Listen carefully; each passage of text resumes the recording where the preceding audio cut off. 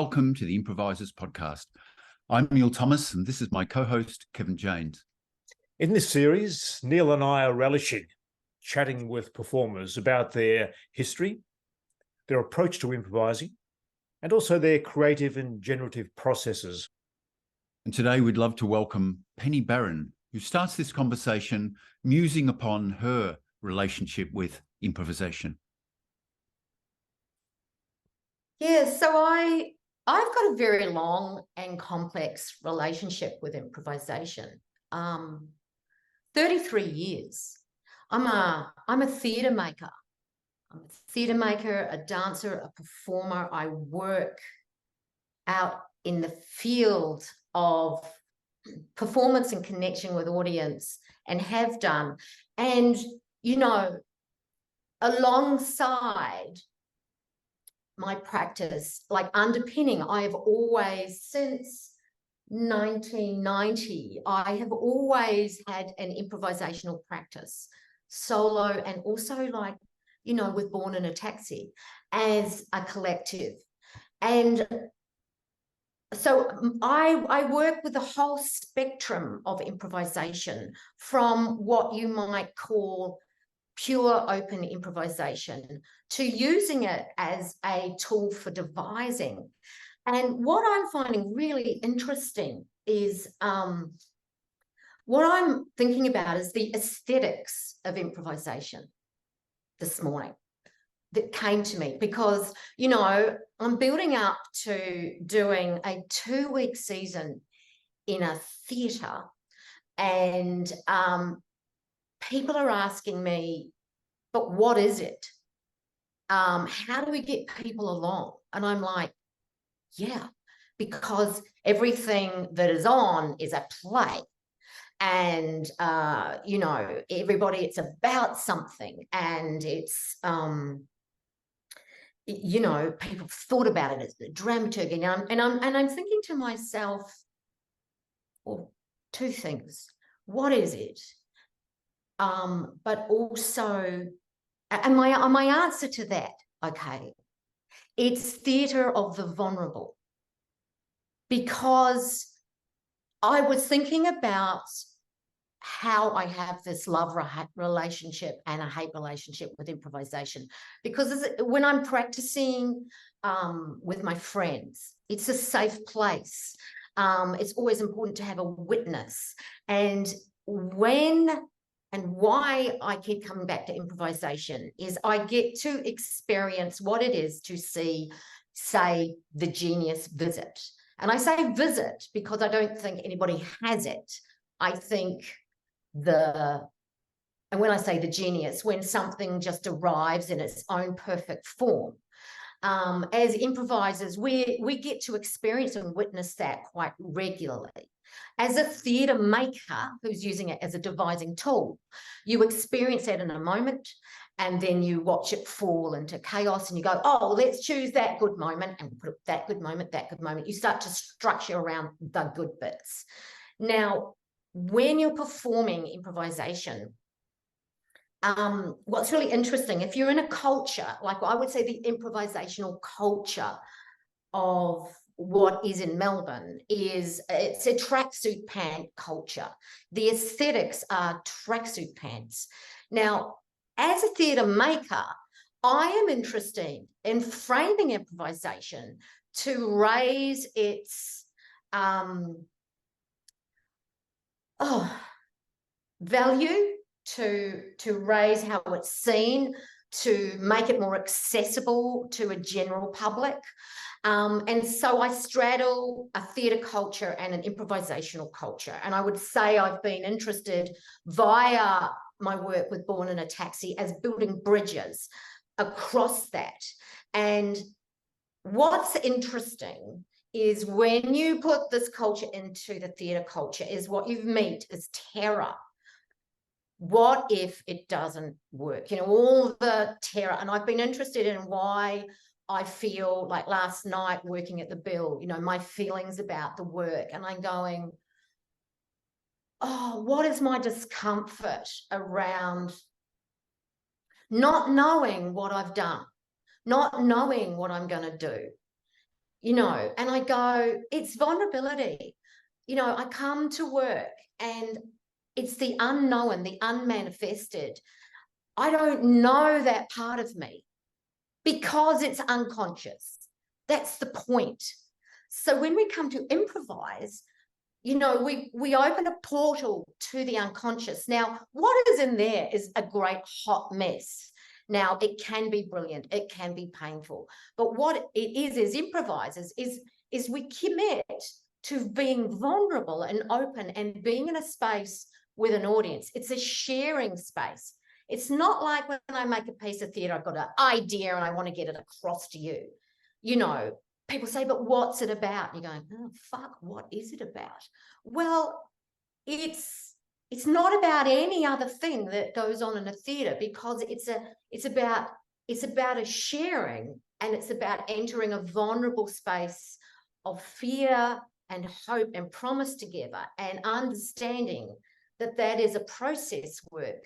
Now, does anyone want to see process that is not a practitioner? You know, for instance, no former performer has performed this performance before, is a practice-based performance. So every performance is a process, and we're performing our process. We're just doing our job. We're artists at work. And I'm going, is that interesting? Then I go, it's about framing. And so I'm wrestling with this. I'm framing it. I'm taking it out of tracksuit culture into theatre culture. We're having an improvised lights. We've got incredible improvised sound. And, you know, now we're playing with, you know, we always interact with space and set. And you're going, you know, frame it. And then it might make it accessible. But along with that comes an audience expectations of, okay, I'm looking at a piece of theatre. So look, I'm saying lots of things because it's complex. And it's, I think why I keep coming back to improvisation as my happy place, my learning place, my challenge, is because of its complexities and of what it asks of me as an artist. It asks me to always come back to what is worth doing, what do I value? And that's where it steps into this, well, what do I believe in? You know, what am I contributing? And it's really difficult as an artist to go, where am I going up my own ass? And when am I contributing the one thing I can do in this fucked up world? Wow. I'm so with you, Penny. I just love to hear that articulated, and things that consume me as well. It's in this straddling theatre and improvisation, and someone said, I think it might have been on the podcast, that perhaps there could be, or someone had done it, I think, there could be a training session for the audience before the performance on how to recontextualizing, how to view this experience that you're about to have. And there's something in that. I really think there's something in that. I had a recent experience where I did something and the audience were coming at it from perhaps a theatre point of view. So they were in the headspace of meaning and theatrical meaning and content. And it was quite different from what the place that we were presenting it from, which was much more of a musical place. And the collision of those two together was tricky. It's tricky. So there's something about expectation of the audience that is a big part of the equation, I think. Yes, but it's all performance, isn't it? Like, and you know, I kind of wrestle with this because, you know, for many years, you know, Taxi would not say their work, our work, was improvised, because you don't want people to bring their prejudice to that. Because, you know, that's why you get genres like theatre sports, playback theatre, you know, there's jazz, there's rules of engagement where people go, oh, if I go along to theatre sports, it's a sport. It's basically, the audience are giving stuff and, so but for me, I'm not interested in that because I really wrestle with, don't tell them anything. Does it stand as a piece of engaging work? That's what it comes down to. And I think with improvisation, there's a lot more you have to trust. And to do that, you have to do the work again and again and again. You have to build your skills as an improviser to go, when I go out there, if I'm not getting into flow, I am working all my tools and I'm delivering an authentic, strong performance. And I think words like authenticity and vulnerability, in some ways we go to a piece of theatre, written theatre, and we're looking for that, right? We want that. We go to theatre feel. It's a feeling thing, connect, it's not, the theatre that's didactic, people turn off. People don't want to be told stuff in the theatre. They want to feel stuff. And so this is when I go, again, you can see this kind of, I'm always in the paradox of that, but it is I go, the best theatre is improvisation. I know that, which is why I go, that is the best theatre, because it's a feeling space. It's an intuitive space. It's an edgy space. But it's to get to that point, like I'm going, for me to get to do this 2-week season is, we've built up to this for years. And still the doubt is always there going, wow, is it of value? But, so the part of me that goes, great theatre is being present. And if, so it's dealing with your own voices, isn't it? Because of that, and that I think is what we learn as improvisers. So we're sort of busy with different skills from theatre makers too, I've realised, because I'm feeling I'm both of those people. Like when I'm in writing a piece of theatre, which we've recently done, a totally different process, more difficult for me, but a different difficult. Penny, what you bring to us today, the challenge that you're experiencing with taking improvisation into a 2-week theatrical context, is such an important provocation, I think, to the improv world, that we've often performed to improvisers, we've performed to the converted, the scene is set, the audience is already curated, it's curated around those that know the form and are insiders.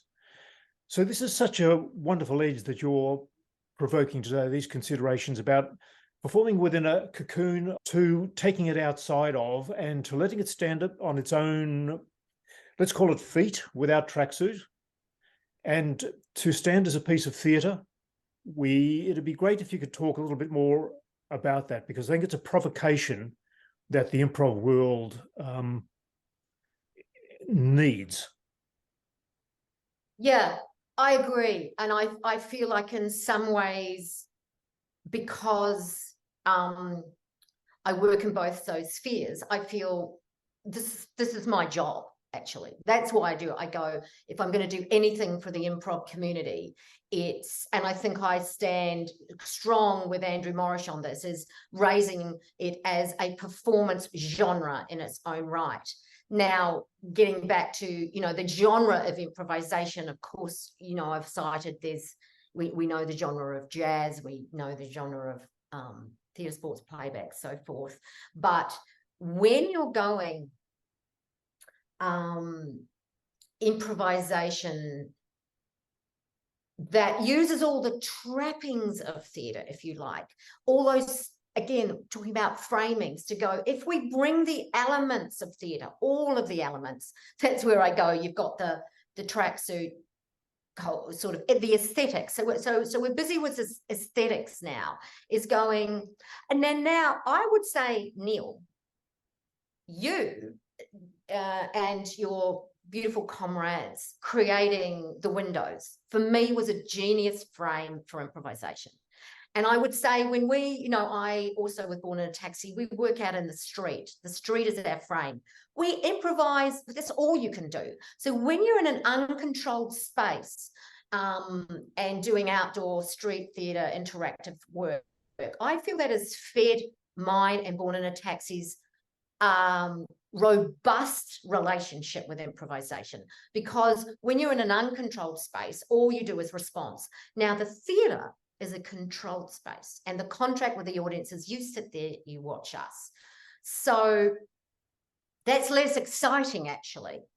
But it's more, you know, the microscope is on the work of the artists. And, you know, I'm always interested in just shaking, you know, that audience performer relationship. You know, what is the alchemy between, you know, the audience and performer in an improvisation, particularly if the audience don't know that is an improvisation. You know, what are the nuanced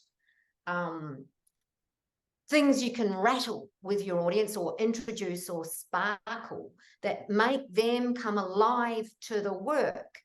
I know I talk in tangents, but answering your question, you know, there's such a courage and generosity, I feel, that we have to bring to this 2-week season to be the antidote to the fear is, what if it isn't any good? That's, what if people don't like it? It's simple stuff. It's like, what if it doesn't work? What if people, you know, go, oh, you know, people don't go. Here's an example. A friend was coming to see, we were at dance. So we do this show annually every year, and we were at Dance Works last year. That felt like a step up because we'd been in, again, small spaces with people we know, and it was like, ooh. We're in the Fringe Theatre.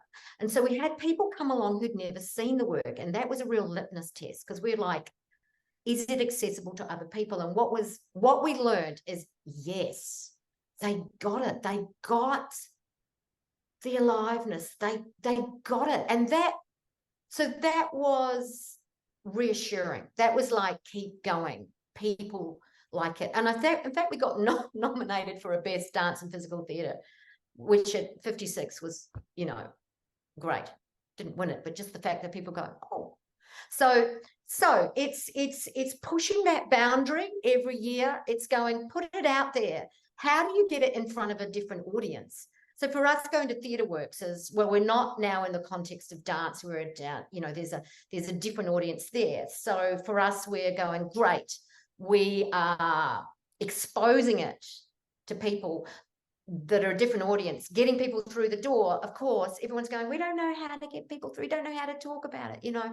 So the language of this is, you know, why it's so interesting to talk to you both, is going, actually, we're having to invent how to talk to this in an accessible way. Like a great woman, Fiona McLeod, went, oh, let me try and write a media release. And we write in this sort of more philosophical academic way, and she was like, no, nobody will get that. And she goes, oh, it's like you're free falling, no plan, no script, the actor's nightmare. And I going, well, yeah, I suppose you could say that. The actors, yeah, we're turning up night after night to the actor's nightmare. And I was going, yeah, you could say that. And later I went, yeah, but we're not actors, you know. We do multiple things in the moment. We are actors, directors, writers, dramaturg. We are doing these actually simultaneously. We're playing roles, multiple roles throughout the whole piece. So what people are really watching is creativity. It's what is creativity, especially when you're creating it with a group. So people are going, I'm watching the pure creative process before my eyes unfolding, because it's an unfolding. Now, do people need to know that before they see theatre or not? I don't think it matters. Some people might not. With no former performer, we decided to go, let's loud and proud go, we're improvising. I've noticed within a certain community, people will, it's quite hip to improvise now, but they will describe it in the mainstream in every way, which is so creative ways of describing improvisation without ever using that word. I feel improvisation is a dirty word in the theatre community. It pisses me off. And I'm like, I could use lots of words of being untethered to the moment of the real time, you know, whatevs. And that's all true and valid. And I love that. But I feel like for someone who I'm really in the middle of dance theatre. I just feel that's my interest is the, you know, neither dance nor theatre, but somehow both of them. I go, well, maybe we have to take some bullets out there for improvisation till we just keep going, which is why we're going to do it till we're dead, till people go, improvisation, like it's this thing, is it theatre, you know, it's this, but it's performance improvisation is probably a Melbourne thing. It might just be a taxi thing, but I hope that we're trailblazing spaces for multiple artists within our practice, which I do think people are valuing it and finding their own. I love what Dance House is doing. I love what you've done with Now pieces. You've actually, you know, you've birthed, like Al, you've birthed these spaces for people to kind of have their own way of being with it. I mean, nobody owns it. And honestly, all we do in our life is improvise. So when people see an improvised performance, they're seeing their lives playing out, actually.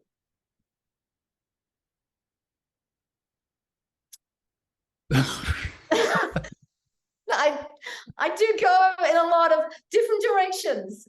It's hard for me to keep up with myself. So I hope you two are going all right. I just feel like there's so much that I sit on that I don't get an opportunity to express, but I often don't know what I think until someone asks me. Penny, we're loving it. Keep going. What's the next question? Normally it's a question from me, and I feel like I've just been so overwhelmed by such a huge. I'm just responding to your thoughtfulness, Penny, and your deep consideration, and I love that you're sort of proposing yourself in between doubt and certainty, and you're writing that in such a big way. Not just sort of personally sitting at home with it, but actually presenting it out in the world on stage for a season. I don't know if I really have a question, so I'd like you to keep talking, but I'm kind of desperately thinking of a provocation. I suppose maybe one is, we were talking a little bit earlier, how can one judge a good improvisation or a bad one when you talk about success or failure in your season, or people responding or not? Tell us what a failure might look like or a success might look like for you. Oh, it's such an interesting question, Neil, because I think the honest answer is you can't tell. And that's what's also unsettling. What I love is, I think what you've cited, you know, my particular relationship to moving between doubt and certainty, you know, that's something I have to live with. But in terms of, you know, what is a good improvisation, what is a bad improvisation, you know, when you're in a group, what I know is that in any one night, you come off from a piece. I've done so many improvised pieces in a group context, and typically one person will go, "Oh, we're so on fire," and the other one will go, "I had absolutely no idea what was going on the whole time. I was really struggling." And someone was going, "Yeah, I was, you know." So I would say out of any season, and I'm preparing myself, it's like you have to do this mental preparation for what's coming up, is going, there are some nights, and usually one in a season, where we all come off and go, "Yeah, we were in flow together, where everyone comes off and there's this quietening in the performance where nobody is making a decision. It's all just intuition, flow. Like, so what we seek in terms of success is the feeling of everyone coming off and going, our collective experience was, yes, that was amazing. And we feel it, and we feel it with the audience. Now, that's not often the experience. Mostly it's some version of one person. Sometimes, and I remember this happened once in the Ostinata, 70-minute improvisation. And we probably did a week. We did maybe 2 weeks. And mostly, you know, there would be a version of we were in flow or someone was, but we'd always, because our practice is do the work, debrief the work, put it together, because you never know what happened in an ensemble, because you never have the whole picture. And probably that's true also of solos and duets.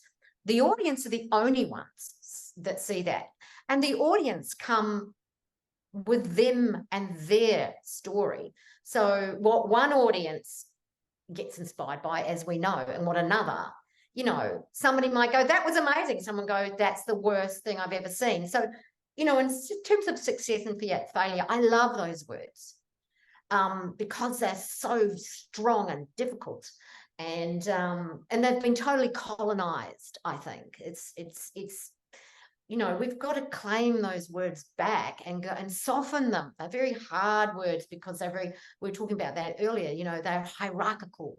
They're about rating and good and bad. But I bring all of that stuff, we all do, to a performance. Is it going to be good? Is it going to be bad? So, so you can't really tell, but it's all in the debrief. It's all in the aftermath. Like for me, what was great last night when we were part of the bill, and I went, hey, audience, help the performance out. Couple of words that you got from the performance. And so with improvisation, because when you're really in the zone, you know, you have no control in improvisation, which is another really valid point. In theatre, people are so busy as I've got to get it right. Don't forget my lines. Say that on time. You know, there's that. And then you get to improvise within that very small bandwidth of bring that to life. But with this, the real art is accepting that you cannot be in control. Now, this is where you go, improvisation becomes a way of life. And that's why we, in our community, we understand, we come back because, you know, some people go to church, some people go to improvise. It's a way of life because we have to meet those difficult things in life of going, we're not in control. So that's where this thing around vulnerability goes. So success, you know, success for me now would be being at peace with what's happened in myself and to accept if what's happened that time was a working piece. But if I could hear back from an audience and go, what did you get? You know, like, that's where I want to go. Whilst it's for me, it's not for me, you know. And again, this work talks of you have to let go of yourself to be yourself. You have to get out of your way to let, you know, that authentic essence of all of us come through. And so I guess for me to be able to hear, you know, it's a gift as performers, you know, our gift is performance, and the idea is people get something from it. So what does an audience get from it?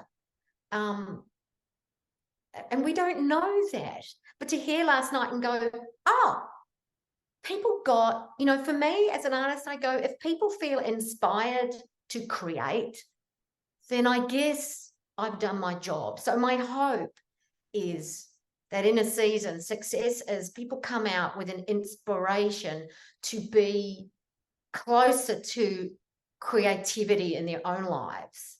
That would be success, but I never get to hear that, you know. So my ideal over our practice is to go, how do we start conversations with an audience like last night to go, what did you get out for that?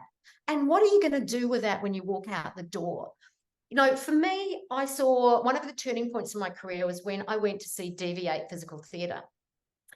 And so, you know, I grew up country New Zealand. I was late. I was a late developer. In my 20s, I started dance and theatre, and then I moved here, and then I found improvisation. Because if you start dance and theatre at 20, you know, you're never going to be successful, because I can never look like anyone. Hence, you know, Al Wonder offers the art is become more of you.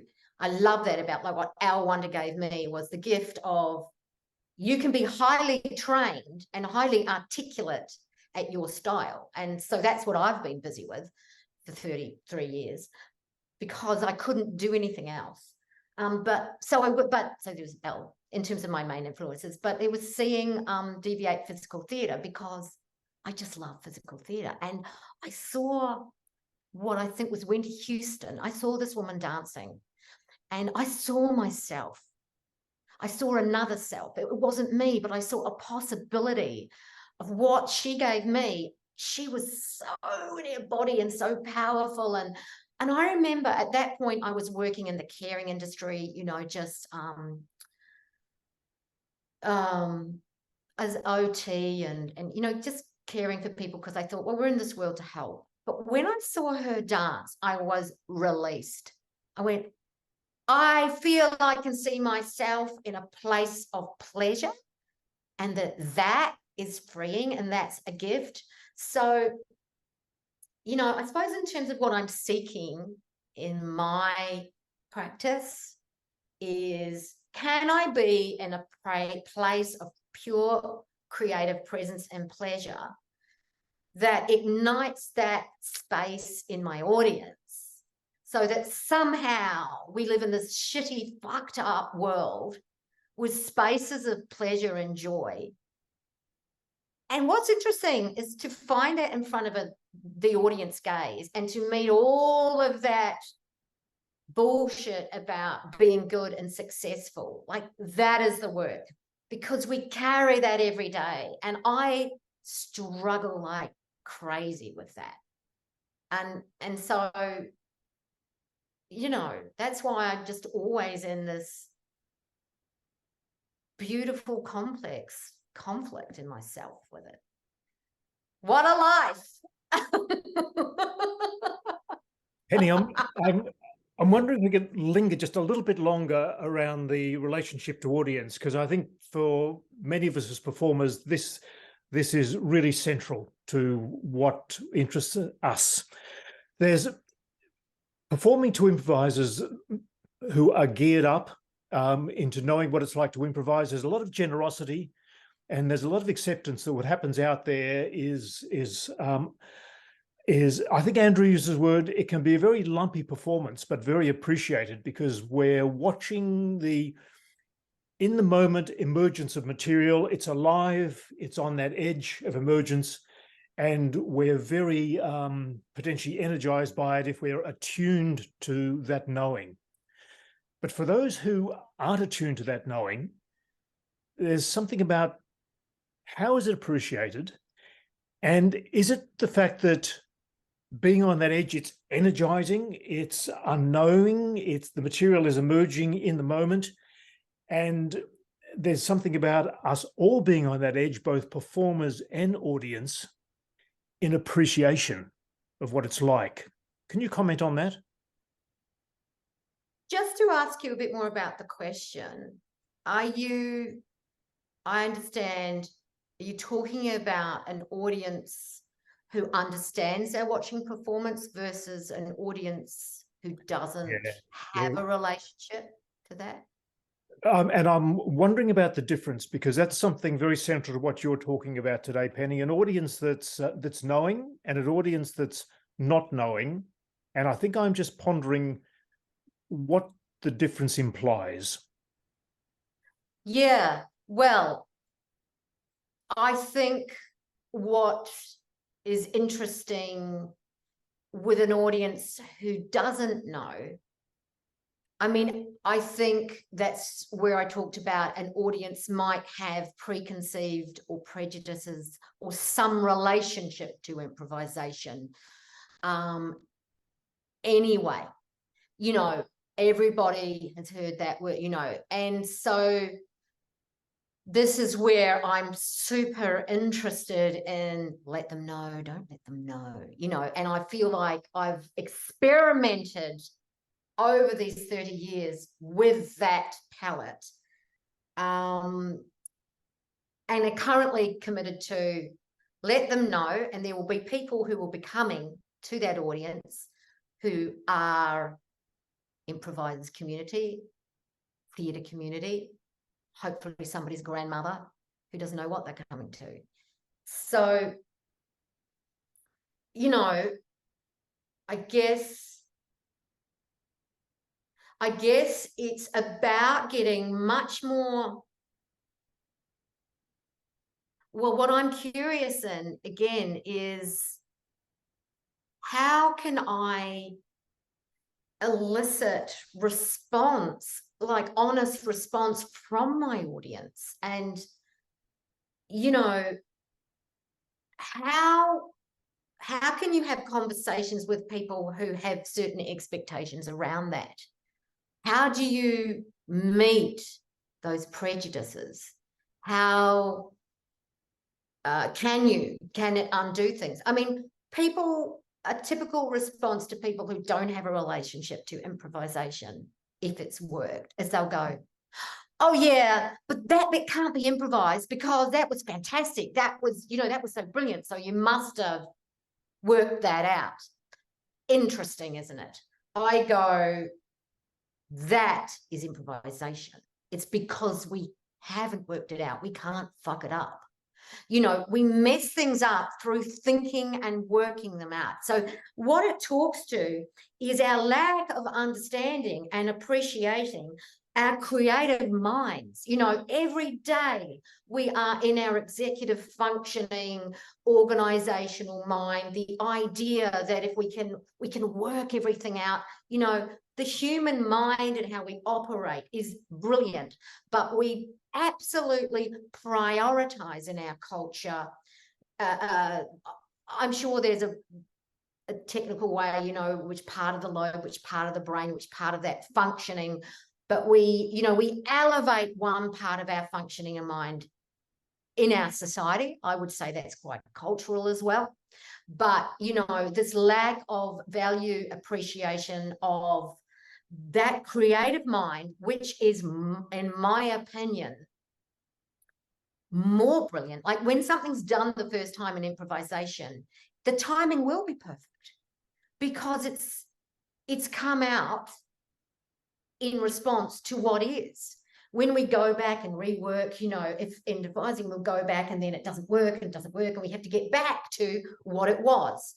So, you know, so it's about people understanding and appreciating our brilliance, the brilliance of a creative mind, of the associative mind, of if we value things like intuition. You know, this is where we get into mystery. We get into this whole science versus, you know, we get into a whole world of science and spirituality and the esoteric, because you're going, what we are trying to open people up to is that humans are brilliant when they are just being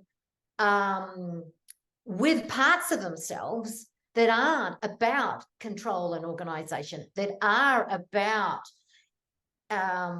intuition, knowing rather than understanding, like tapping into this vast other part of our brain, which I think we try to control or extract, or, you know, so then you get this whole relationship to, you know, that artistic mind. Did that answer your question, or did I just go on another tangent? Penny, I think you did both. You answered the question and you went on another tangent, but let me put something to you. One of the measures that many improvisers use about what felt like a good performance was the audience saying that didn't appear as though it was improvised. It looks like it was just was just too good to be forming on the go. Other improvisations happen that, yes, they are improvised, and it is seemingly so, and it is not faultless, and I'll use that word again, it can be a lumpy piece, and yet it can still be very full. So that I guess that measure of what is a good performance, and what if it is not seeming like a well-formed piece of theatre, and here it is appearing to be something emerging on the go, imperfect but alive. Do you think they're both able to be appreciated by a wider audience range? I do, and I think that's where experience is very useful, because I think what is a good performance, no matter what the content is when you're really authentic to the moment. For instance, clown, right? Clowning is a genre, and the clown will always flop or fail at some point. As improvisers, we know we will flop or fail at some point in a performance, meaning maybe something comes out we didn't want to say, or maybe we're in a point where we go, I don't know what to do, or maybe we go, I've run out of content, or maybe we go, I've got no idea where I am now, what's happening. So when you improvise, you will meet failure. You go out there going, failure is just waiting to happen. And when I mean failure, like, I don't know what to do. I've frozen, or my fear's taken over, or I'm thinking now, or I'm out of the performance. So the skill of the improviser as opposed to the actor is, when that happens, I have to be, that is my content. So when I am failing, I am with it.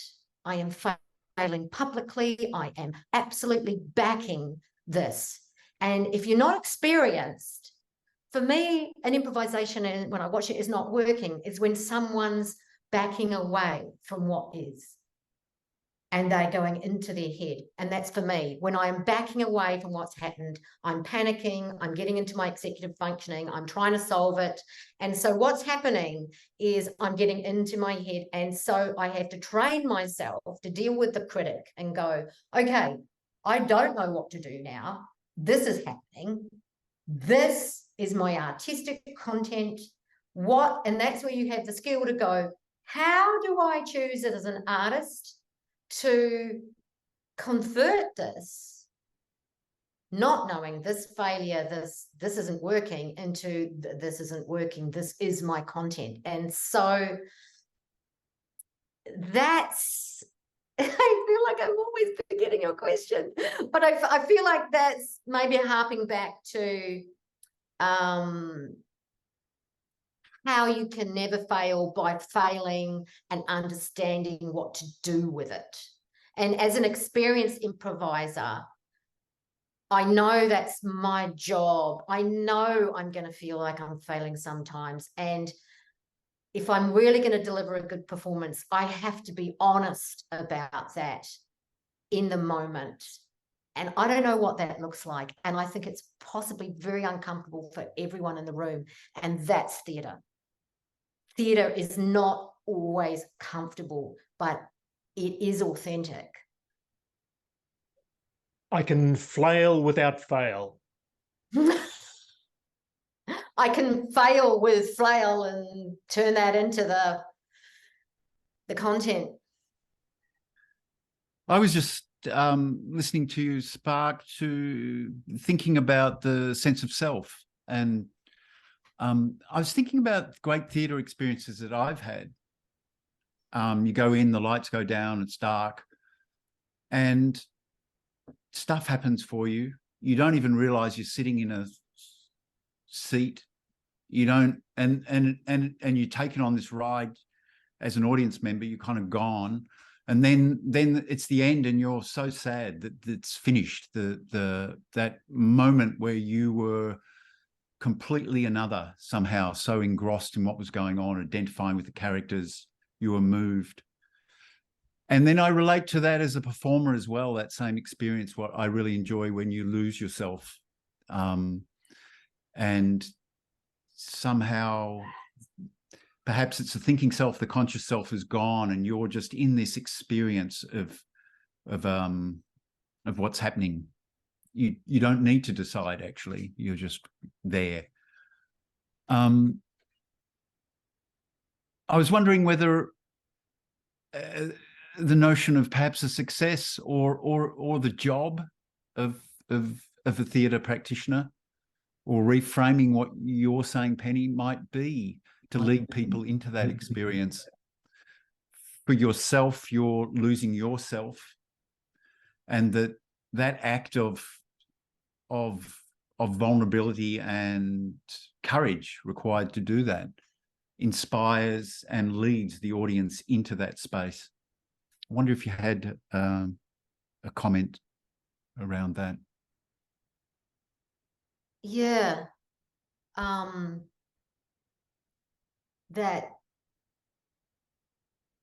That thing of getting out of your own way, you know, I think that's something everybody at some point has to meet. They have to meet themselves, and perhaps we could call it the ego.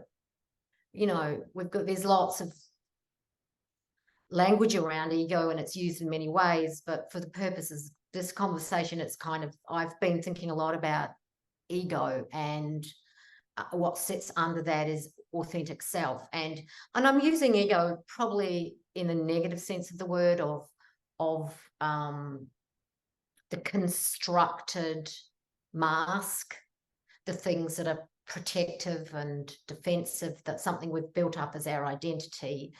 And I think about, as human beings, you know, I mean, I've got children, I just watch them constructing their identity. I see myself having constructed myself. And but I think we're all going to die, and I think at some point that will get deconstructed or blown apart, whether by something, by an event, or, you know, of our own choice. But it gets in the way. So the ego can get in the way of lots of things. So